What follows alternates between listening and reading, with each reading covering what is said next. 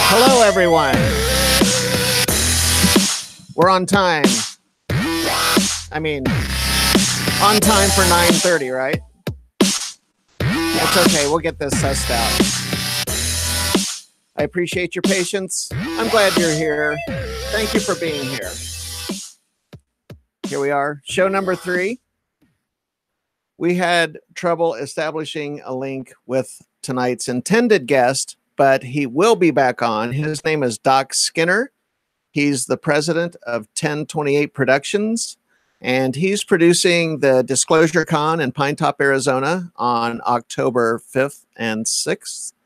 And he's a really interesting cat. He has a lot of entertainment experience, and he'll be a great interview when he is on the show. It'll be excellent. So just wait for Doc Skinner, and we'll have that time with him next week. We have a week to figure out these technical issues, and trust me, we will do that. So tonight, I'm just going to roll by myself. I'm going to improvise, but I still have trivia questions, and I still have some things that we can talk about. And please give your responses in the chat room. Those responses are going to be sent to me, and we'll just do a little back and forth here, and we'll talk. So let's get started. Last night, I wanted to start the show not on a downer, not on a bummer, but I wanted to pay respects to Senator John McCain for his service to our country and the sacrifices he made. This show is not political. This show is to be a respite from really kind of the BS that we see in the mainstream media and the news. But I feel obligated, especially since I'm broadcasting from Arizona, to say something about that and acknowledge that. I'm not saying that I agree with all of Senator McCain's politics. I certainly did not agree with all of it, but some of it I did. And I still respect him. I still respect him and his service. And then also playwright Neil Simon passed away today. And that's also sad. I want to acknowledge that. He was the most successful playwright of the second half of the 20th century. And that's quite an accomplishment. And he was a giant in the theater world. And I want to acknowledge that.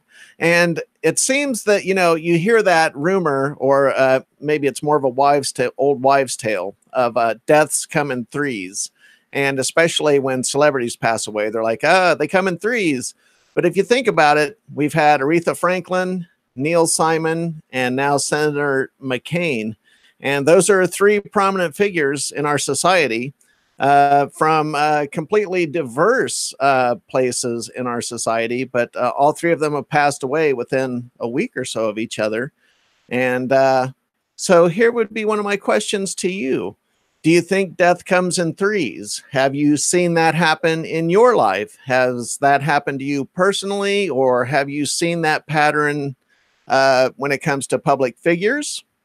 Or do you think that that's just kind of BS, and because we have human brains that we're just kind of wired to pick out patterns and put them together because, you know, we have to categorize everything and kind of create order out of the chaos that we encounter in the world. So let me know your thoughts in the chat. I'd be interested to know.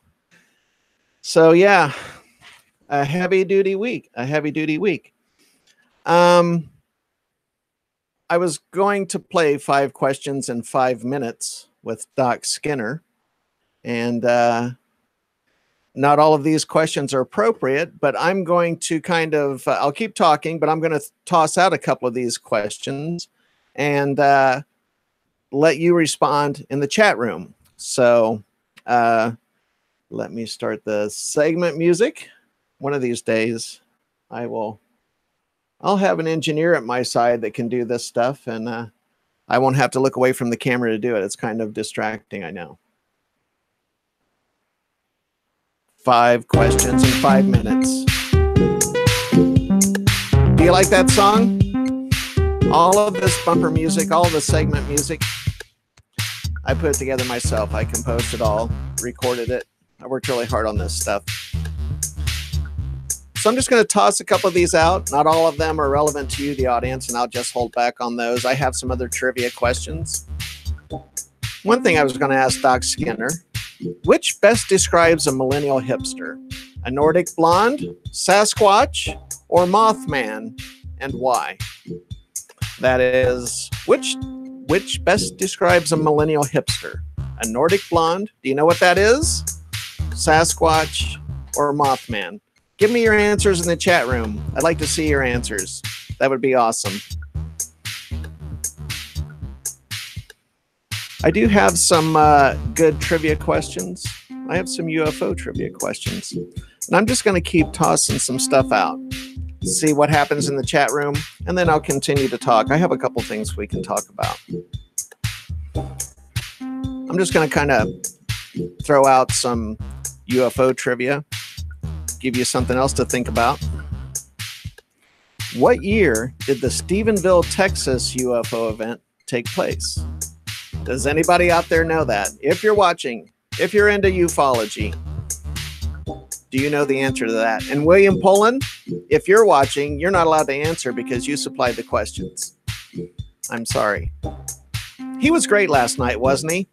I want to give props to William Poland. Thank you for coming on. The guy is so knowledgeable.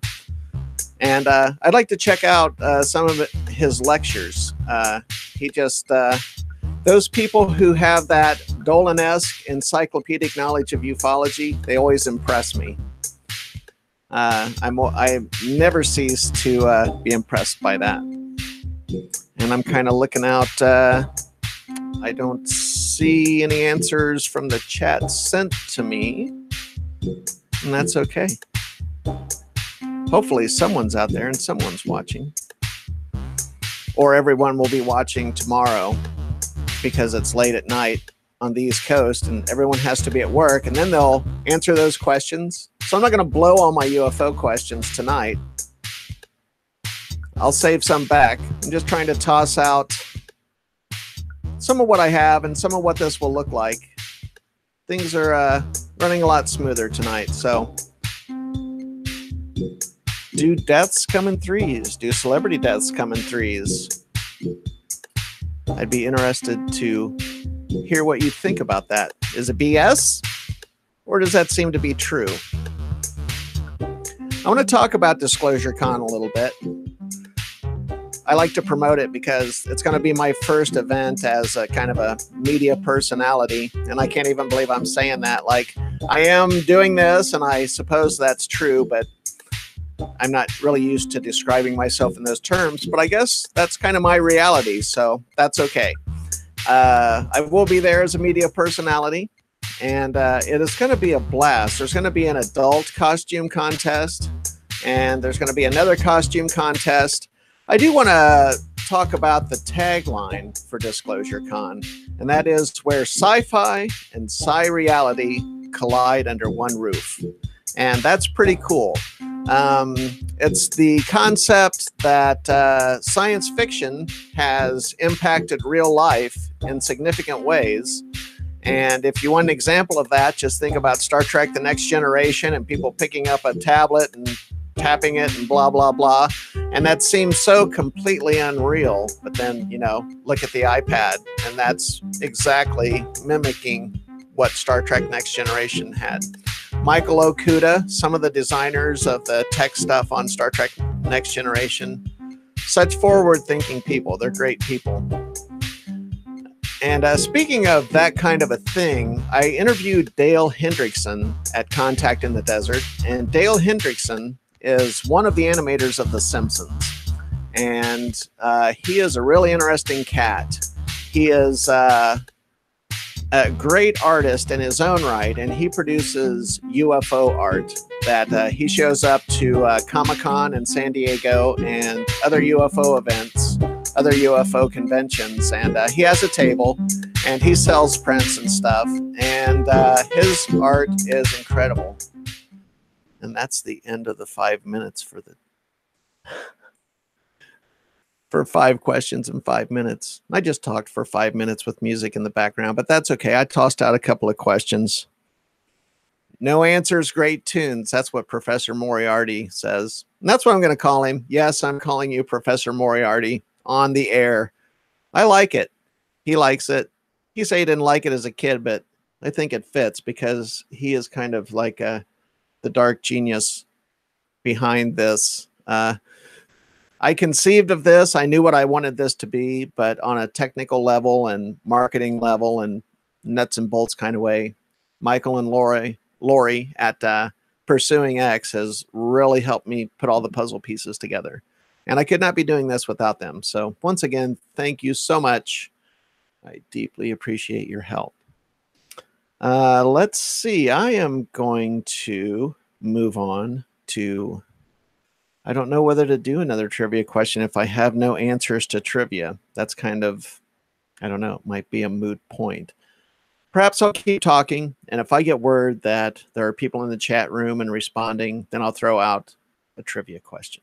So how about that?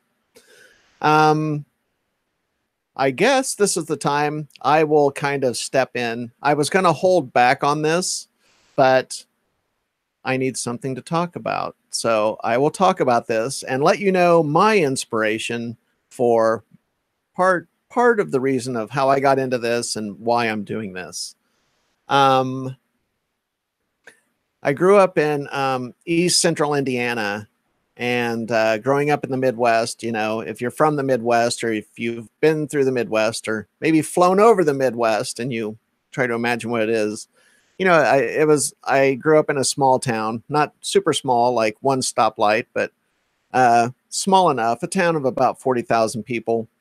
And when I was 10 years old, it was, I'll be dating myself here. It was 1976. I know it was the summer of 1976. I had a friend, and his mother worked at a campground outside of town, and he would go out there and she would have to work the whole weekend, and they would kind of camp out there for the weekend while she worked.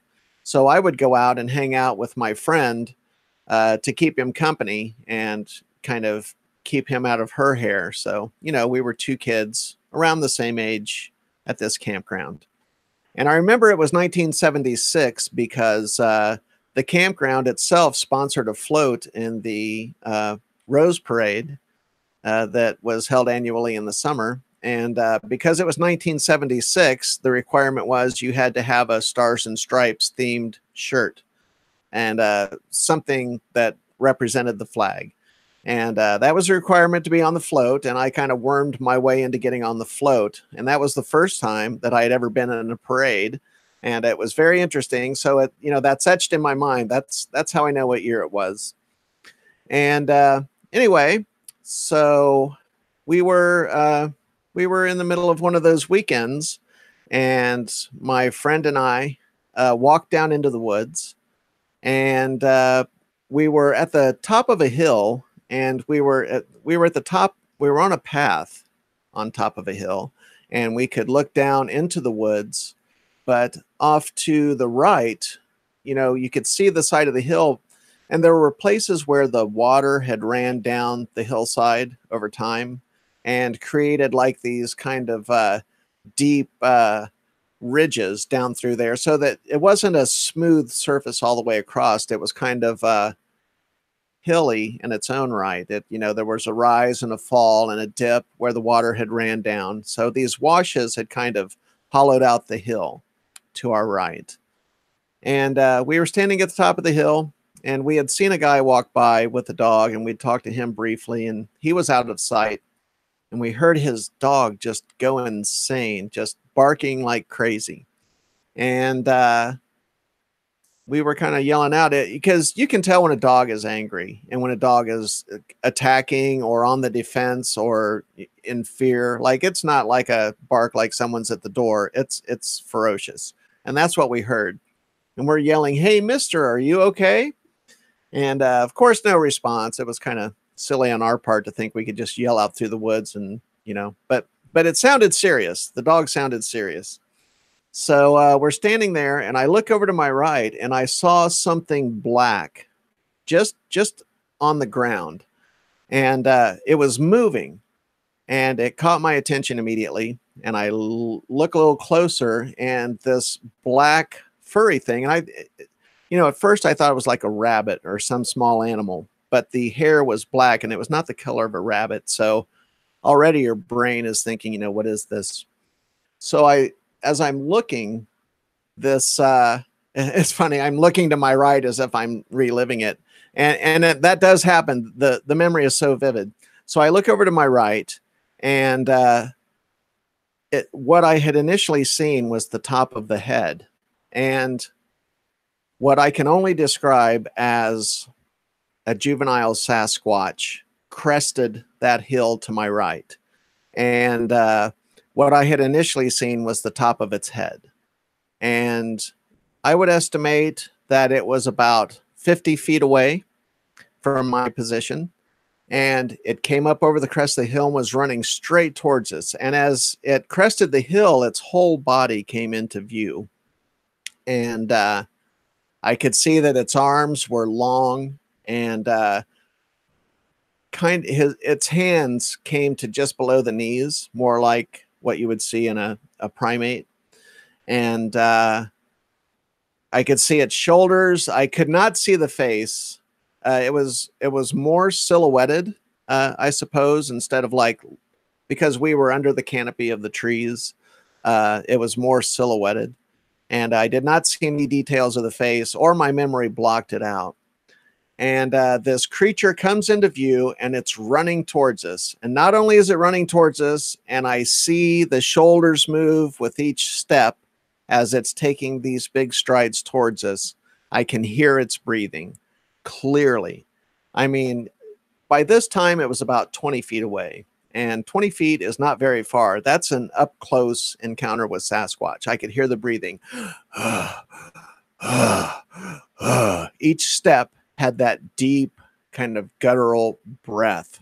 And we screamed. I mean, it was sheer terror instantly. Here is this big, hairy thing.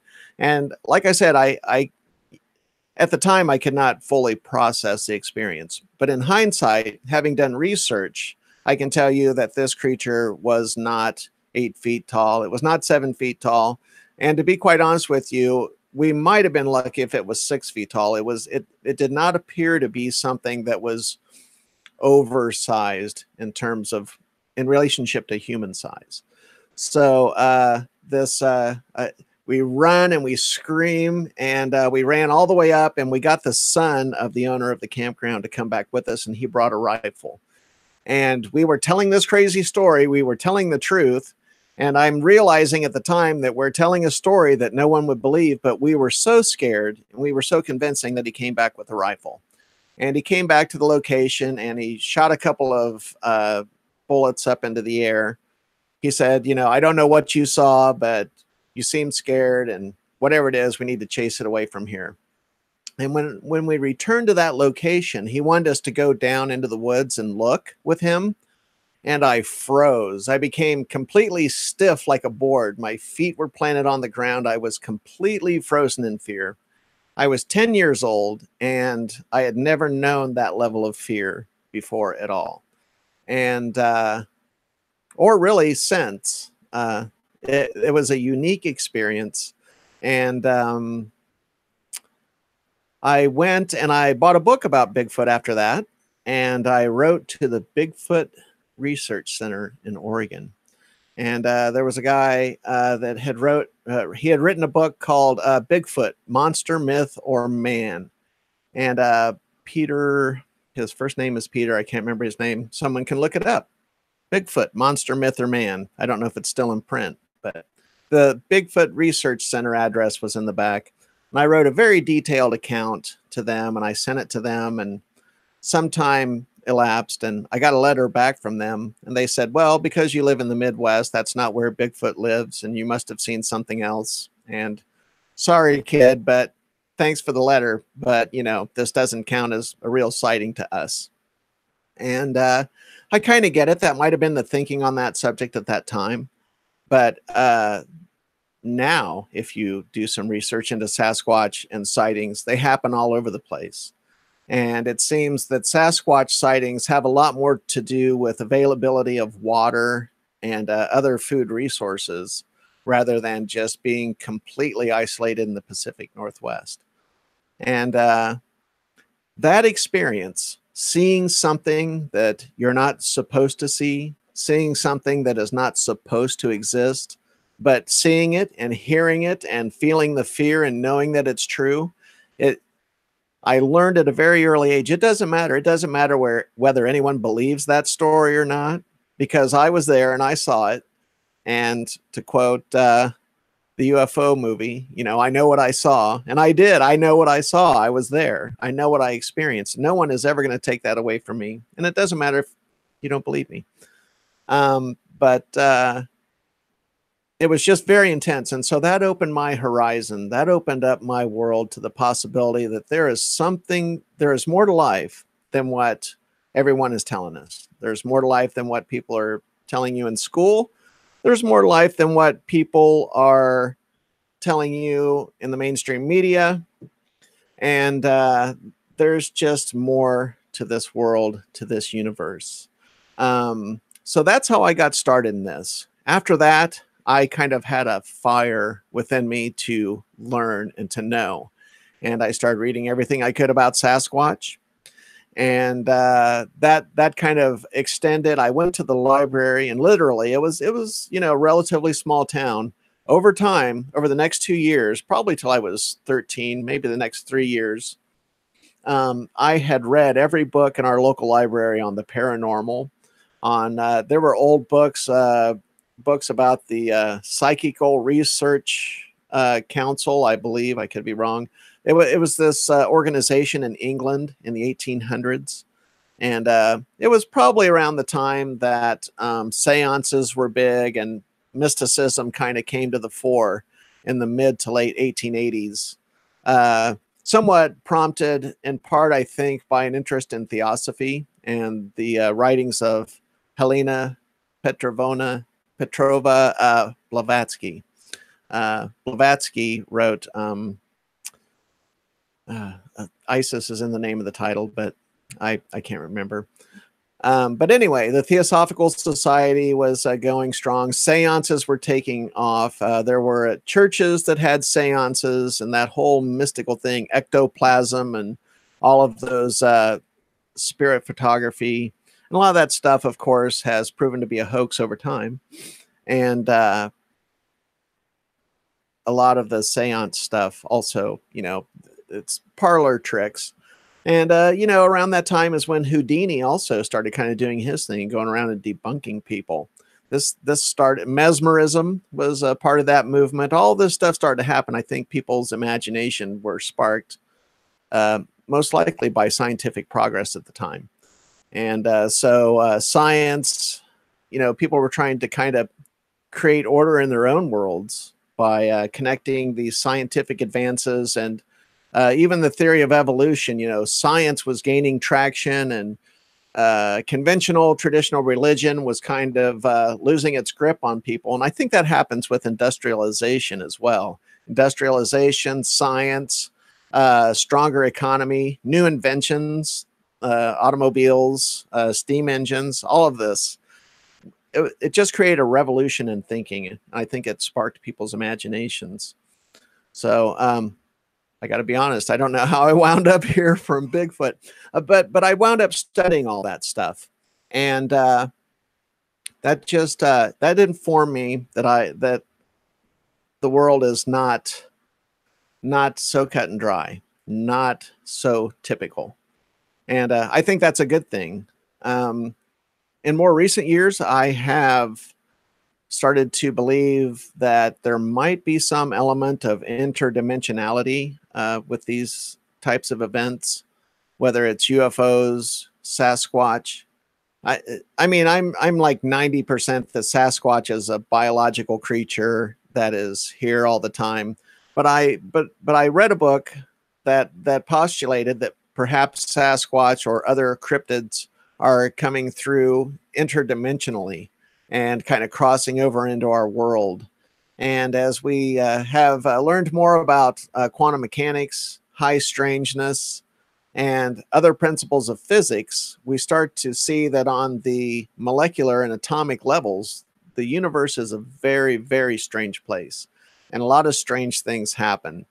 And I think some of that may account for some of these experiences, not all of them, but I would think that an interdimensional connection with UFOs would help explain a lot of the phenomena that we see in terms of the defiance of gravity and scientific principles as we know them.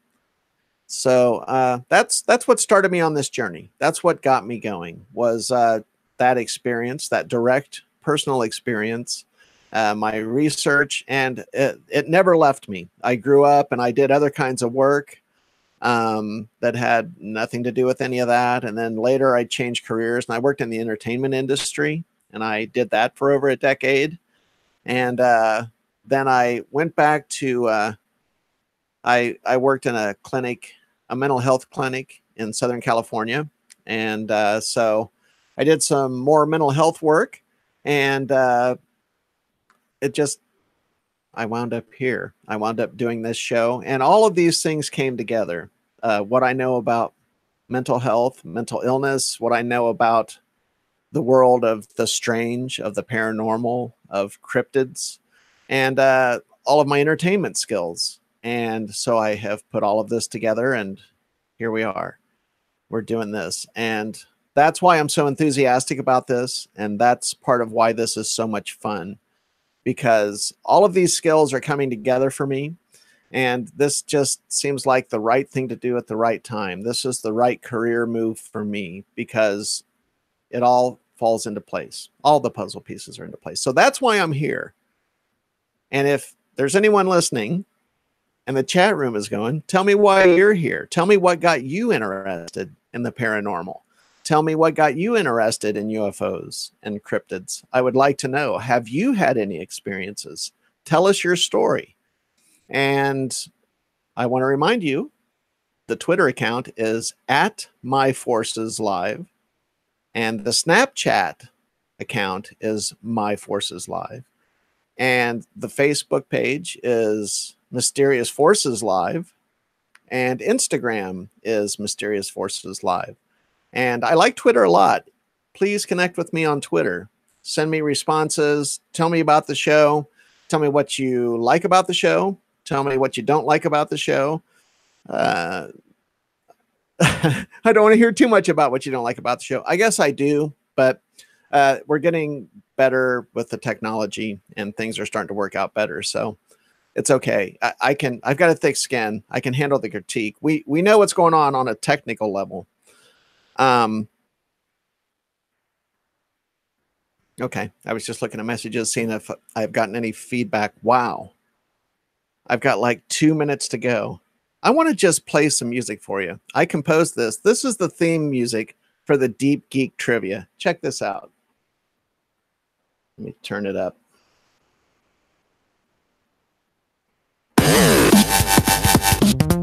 This is kind of fun. This is the music you'll hear for Deep Geek Trivia on Sunday nights. It's kind of funky. I like that upbeat stuff. Here I am wiping my nose on camera, right? What happens is eyeliner gets in my eye and it makes my nose run, and it drives me insane. So maybe you can find that as comedic, that my nose is running because I have eyeliner in my eye. That's funny enough. I'm going to let this roll on out. I've got a minute-long outro that you'll hear at the end of every show, every Friday, Saturday, and Sunday. And there's that. And I love this. This is so happy. Is this cool or what? This is what plays. This is what rolls out for a minute as I close the show. And I thank everybody. And I thank my guest. And I thank you for joining. And I thank you for watching and having some patience. Please stick with the show. We will get this technology figured out. We'll have some great interviews. we're going to be at Disclosure Con, October 5th and 6th, Pine Top, Arizona. Please look it up. I'll be live streaming. Look for pre-recorded interviews to show up on the channel this week. Sometime before next Friday, there'll be some canned interviews. Twitter at myforces.com. Mysterious Forces Live on Facebook, Instagram, Mysterious Forces Live, and on Snapchat, it's My Forces Live as well.